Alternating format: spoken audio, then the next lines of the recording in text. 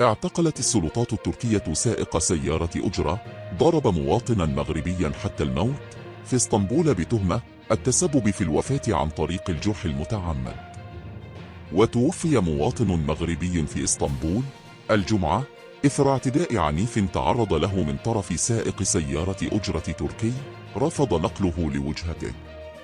وأفادت مراسلتنا بأن سائق سيارة الأجرة أحيل إلى المحكمة قبل أن يصدر قرار بإخلاء سبيله تحت الرقابة القضائية وإلزامه بالإقامة الجبرية في منزله إلى حين انتهاء محاكمته.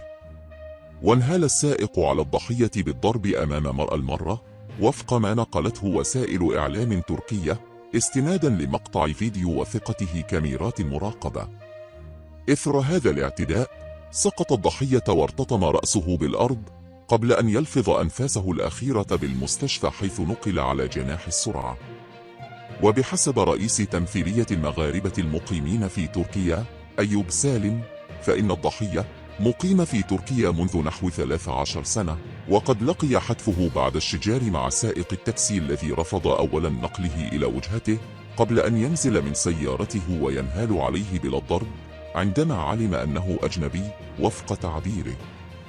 وفي اتصال مع قناتنا قال سالم إن وسائل الإعلام التركية عنونت الخبر المتعلق بالحادثة المسافة القصيرة تودي بحياة رجل لأن سائق التاكسي في اسطنبول يرفضون عادة نقل الزبائن لمسافات قصيرة لا تدر عليهم عائدا معتبرا.